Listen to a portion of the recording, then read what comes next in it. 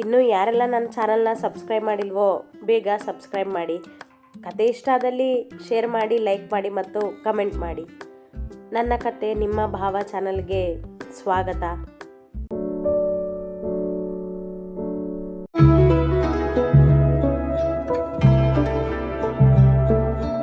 ಆರೋಗ್ಯದ ಸಮಸ್ಯೆಯಿಂದ ಕತೆ ಹಾಕಲು ಸಾಧ್ಯವಾಗುತ್ತಿಲ್ಲ.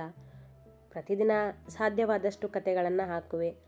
ದಯವಿಟ್ಟು ಕ್ಷಮೆ ಇರಲಿ. ಹಾಗೆ ಮಿಸ್ ಮಾಡದೆ ಕತೆಗಳನ್ನ ಕೇಳ್ತಾ ಇರಿ. ಇನ್ನೂ ಯಾರೆಲ್ಲ ಸಬ್ಸ್ಕ್ರೈಬ್ ಮಾಡಿಲ್ವೋ ಸಬ್ಸ್ಕ್ರೈಬ್ ಮಾಡಿ.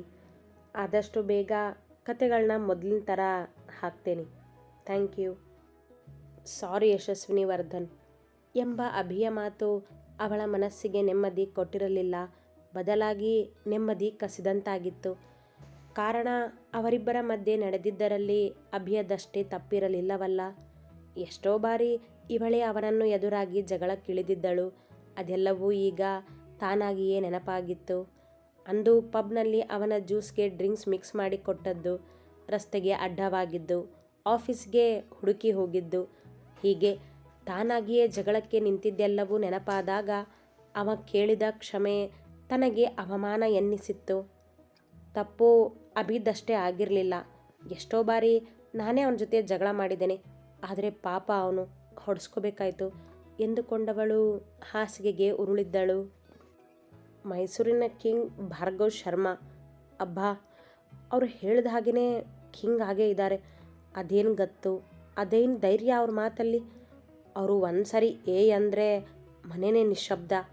ಅವ್ರ ಮಾತಿಗೆ ಅಭಿ ಒಂದು ಮಾತು ಎದುರಾಡೋದಿಲ್ವಲ್ಲ ಎಂದುಕೊಂಡಾಗ ಅದು ಅವರು ಮಕ್ಕಳಿಗೆ ಕಲಿಸ್ಕೊಟ್ಟಿರೋ ಸಂಸ್ಕಾರ ಎಂದಿತು ಮನ. ನಾಚಿಕೆ ಆಯಿತವಳಿಗೆ ತಾನು ಅವರ ಮುಂದೆ ನಡೆದುಕೊಂಡ ರೀತಿಗೆ. ಆದರೂ ತಾನೇ ಸರಿ ಎಂದಿತು ಮನ ಆ ಕ್ಷಣ. ಅಪ್ಪನ ತೊಂದರೆ ಬಗೆಹರಿಸಿದ ನೆಮ್ಮದಿ ಅವಳಿಗೆ. ಛೆ, ನಾನೇ ಅವ್ರ ಮುಂದೆ ತುಂಬ ರೋಷದಲ್ಲಿ ಮಾತಾಡಿದೆ. ಅವ್ರ ಸಂಸ್ಕಾರ ಪ್ರಶ್ನೆ ಮಾಡೋ ನಾನು ನನ್ನ ಸಂಸ್ಕಾರ ಮರೆತುಬಿಟ್ನಾ ಎಂದುಕೊಂಡವಳೇ.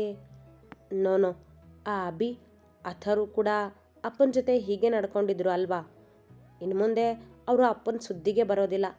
ಅಪ್ಪನಿಗೂ ಹೇಳಬೇಕು, ಭಾರ್ಗವ್ ಸರ್ಗೆ ಇನ್ಮೇಲೆ ಏನು ಅನ್ನೋದಕ್ಕೆ ಹೋಗಬೇಡಿ, ನಿಮ್ಮ ಪಾಡಿಗೆ ನೀವಿರಿ ಅಂತ. ನಾನು ಯಾವ ಚಿಂತೆನೂ ಇಲ್ಲದೆ ಬೆಂಗಳೂರಿಗೆ ಹೋಗಬಹುದು. ಯೋಚಿಸಿ ಕಣ್ಮುಚ್ಚುವುದಕ್ಕೂ ಬಾಗಿಲು ತಟ್ಟಿ ಯಶು ಎನ್ನುತ್ತಾ ಒಳ ಬಂದರು ವರ್ಧನ್. ಹಾಂ ಅಪ್ಪ ಬನ್ನಿ ಎನ್ನುತ್ತಾ ಎದ್ದು ಕುಳಿತಳು. ಆ ಭಾರ್ಗವ್ ಮನೆಗೆ ಹೋಗೋ ಬದಲು ನಾವು ಪೊಲೀಸ್ ಸ್ಟೇಷನ್ಗೆ ಹೋಗಬೇಕಿತ್ತು ಮಗಳೇ. ಆಗ ಅವರಿಗೆ ಸರಿಯಾಗಿ ಬುದ್ಧಿ ಕಲಿಸ್ದಾಗ ಆಗ್ತಿತ್ತು ಎಂದರು ಮತ್ತೆದೇ ದ್ವೇಷ ತೋರುತ್ತಾ. ಅವರ ಮಾತಿಗೆ ಕೋಪಗೊಂಡ ಯಶಸ್ವಿನಿ, ಅಪ್ಪ ಇಷ್ಟೆಲ್ಲ ಆದರೂ ನಿಮಗೆ ಬುದ್ಧಿ ಬಂದಿಲ್ವಲ್ಲ. ಅವರು ಮೈಸೂರಿನ ಕಿಂಗ್ ಭಾರ್ಗವ್ ಶರ್ಮಾ ಅನ್ನೋದನ್ನು ಕ್ಷಮೆ ಕೇಳಿ ತೋರಿಸ್ಬಿಟ್ರು. ಇನ್ನೂ ನಾವು ಅವ್ರ ಸುದ್ದಿಗೆ ಹೋಗದೆ ಸುಮ್ಮನಿದ್ರೆ ಮುಗೀತು, ಯಾವ ತೊಂದರೆನೂ ಇರೋದಿಲ್ಲ. ನೀವೇ ಕೇಳಿಲ್ವಾ ಕೊನೆಯಲ್ಲಿ ಅವರು ನಿಮ್ಮ ಅಪ್ಪನ ತಪ್ಪನ್ನು ಗುರುತಿಸು ಅಂದಿದ್ದು. ಅವ್ರ ಪಾಡಿಗೆ ಅವರು ಇರ್ತೀವಿ ಅಂದಾಗ ನಾವ್ಯಾಕೆ ಮತ್ತೆ ಅವ್ರ ಜೊತೆ ಜಗಳಕ್ಕೆ ಹೋಗೋದು. ಇನ್ನು ಮುಂದೆನೂ ಅಷ್ಟೇ ಅಪ್ಪ, ನೀವು ನಿಮ್ಮ ಪಾಡಿಗಿರಿ. ನಾನು ನಾಳೆ ಸಂಜೆ ಬೆಂಗಳೂರಿಗೆ ಹೋಗ್ತೀನಿ. ಸಾಕಿನ್ನು ಈ ಜಗಳ ಎಲ್ಲ. ಐ ಹೇಟ್ ಅಭಿರಾಮ್ ಎಂದವಳೇ ಹೊದ್ದು ಮಲಗಿ ಕಣ್ಮುಚ್ಚಿದಳು. ಇನ್ನೂ ಮಗಳಿಗೆ ಏನೂ ಹೇಳಿ ಉಪಯೋಗ ಇಲ್ಲ ಎಂದುಕೊಂಡ ವರ್ಧನ್ ಎದ್ದು ನಡೆದರು ಹೊರಗೆ. ರಾತ್ರಿ ಹೆಚ್ಚು ಮಾತನಾಡದೆ ಎಲ್ಲರೂ ಒಟ್ಟಿಗೆ ಕುಳಿತು ಊಟ ಮಾಡಿತ್ತು ಶರ್ಮಾ ಕುಟುಂಬ. ವಾತಾವರಣ ತಿಳಿಯಾಗಿದ್ದರೂ ನಡೆದು ಹೋದ ಘಟನೆಯ ಚೂರು ಬಿಸಿಗಾಳಿ ಇತ್ತಿನ್ನು. ಊಟದ ನಂತರ ಎಲ್ಲರೂ ತಮ್ಮ ತಮ್ಮ ಕೋಣೆ ಸೇರಿದ್ದರೆ ಅಭಿರಾಮ್ ಮತ್ತು ಅಥರು ಮಾತ್ರ ಟೆರೇಸ್ನಲ್ಲಿ ಕುಳಿತಿದ್ದರು ಮಾತನಾಡುತ್ತಾ. ಎಷ್ಟೋ ಹೊತ್ತು ಬೇಡದ ವಿಷಯಗಳನ್ನು ಮಾತನಾಡಿದ ನಂತರ ನಡೆದು ಹೋದ ಯಶಸ್ವಿನಿಯ ಅವಾಂತರದ ಬಗ್ಗೆ ಮಾತು ತೆಗೆದ ಅಥರು. ಅಣ್ಣ, ಇವತ್ತು ನಿನಗೆ ತುಂಬ ಅವಮಾನ ಆಯಿತು ಅಲ್ವಾ. ಸಾರಿ ಕಣೋ, ನನ್ನಿಂದ ಏನೂ ಮಾಡೋಕ್ಕಾಗಲಿಲ್ಲ ಎಂದ ಅಥರು. ಅಣ್ಣನಿಗೆ ಏನೇ ಆದರೂ ಸಹಿಸದವ ಅವ. ಅಥರು, ಡೋಂಟ್ ಬಿ ಸಿಲ್ಲಿ.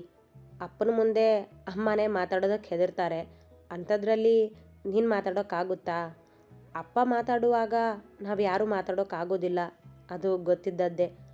ಹಾಗೆ ಇವತ್ತು ಅಪ್ಪ ತಪ್ಪಾಗಿದ್ರು ಅಂತ ನನಗೆ ಅನ್ನಿಸ್ಲಿಲ್ಲ. ಅವಳ ಹತ್ರ ಸಾರಿ ಕೇಳಿದ್ದು ಸ್ವಲ್ಪ ಇರಿಟೇಟ್ ಅನಿಸಿದ್ರು. ಇದೆಲ್ಲ ಇಲ್ಲಿಗೆ ಮುಗಿತಲ್ಲ, ಅದೇ ಖುಷಿ ನನಗೆ ಎಂದ ನಿಟ್ಟುಸಿರು ಬಿಟ್ಟು. ನಿನಗೆ ಮನಸ್ಸಲ್ಲಿ ಬೇಜಾರಿಲ್ಲ ತಾನೆ? ಅವನ ಭುಜದ ಮೇಲೆ ಕೈಯಿಟ್ಟು ಕೇಳಿದ ಅಥರ್. ಇಲ್ಲ ಆರು, ಹೇಳಿದ್ನಲ್ಲ, ಟೆನ್ಷನ್ ಫ್ರೀ ಇನ್ನು ಮುಂದೆ ನಾನು ಎಂದ. ಅಷ್ಟರಲ್ಲಿ ಅಥರ್ವನ ಫೋನ್ ರಿಂಗ್ ಆಯಿತು. ಅದು ವೈಭವಿಯ ಕರೆಯೇ. ಅದನ್ನರಿತ ಅಭಿ, ನಡಿ, ಲೇಟಾಯಿತು, ಮಲಗೋಣ, ನೀನಿನ್ನೂ ಫೋನಲ್ಲಿ ಮಾತಾಡಬೇಕಲ್ಲ ಎನ್ನುತ್ತಾ ಮೇಲೆದ್ದ. ಹಾಗೇನಿಲ್ಲ ಅಣ್ಣ ಎಂದ ಅಥರ್ ಮಾತು ತೇಲಿಸಿದ. ಗೊತ್ತು ಬಾರೋ ಎಂದ ಅಭಿ ಅವನ ಜೊತೆ ಕೆಳಗಿಳಿದು ಬಂದ. ವೈಭವಿಯ ಜೊತೆ ಮಾತನಾಡುತ್ತಾ ಅಥರ್ ಕೋಣೆಗೆ ನಡೆದ ಘಟನೆಯ ಬೆಂಕಿ ಆರದಂತೆ ಉರಿಯುತ್ತಿದ್ದ ಅಭಿರಾಮ್ ಕೋಣೆಗೆ ಬಂದವನೇ ನೇರವಾಗಿ ಬಾತ್ರೂಮಿಗೆ ನಡೆದು ಶವರ್ ಕೆಳಗೆ ನಿಂತ. ಅವನ ಮುಖ ಇದ್ದಕ್ಕಿದ್ದಂತೆ ಬಿಗಿಯಿತು ಕೋಪದಲ್ಲಿ. ಮೈ ಬಿಸಿಯೂ ಏರಿತು. ಕಣ್ಣುಗಳು ರೋಷ ತುಂಬಿಕೊಂಡವು. I hate you Yashaswini Vardhan ಎಂದು ಉಸುರಿದವನ ಕೈಗಳ ಮುಷ್ಟಿ ಬಿಗಿದವು. ಅವಳು ಎದುರಿಗೆ ಸಿಕ್ಕರೆ ಏನು ಮಾಡಿಬಿಡುವನೋ ಎನ್ನುವಷ್ಟು ಕೋಪ ಅವನಲ್ಲಿ ಈಗ. ಅದು ಅವಳ ಬಳಿ ಕ್ಷಮೆ ಕೇಳಿದನೆಂದಲ್ಲ, ತನ್ನ ತಪ್ಪನ್ನು ಹೇಳದೆ ಇವನ ಮೇಲೆಯೇ ಎಲ್ಲ ತಪ್ಪನ್ನು ಹೊರಿಸಿದಳಲ್ಲ, ಅದರ ಕೋಪ. ಅದರಲ್ಲೂ ಮೈ ಮುಟ್ಟಿದ ಎಂದ ಮಾತು ಅವನನ್ನು ಬೆಂಕಿಯ ಉಂಡೆಯನ್ನಾಗಿ ಮಾಡಿತ್ತು. ಎಷ್ಟೋ ಬಾರಿ ಅವಳ ಸನಿಹ ಇದ್ದರೂ, ಅವಳ ಮೈ ಮುಟ್ಟಿದ್ದರೂ ಎಂದು ಅವನ ದೃಷ್ಟಿ ಸ್ಪರ್ಶ ಕೆಟ್ಟದ್ದಾಗಿರಲಿಲ್ಲ. ಅದು ಯಶಸ್ವಿನಿಗೂ ಗೊತ್ತಿದ್ದದ್ದೇ.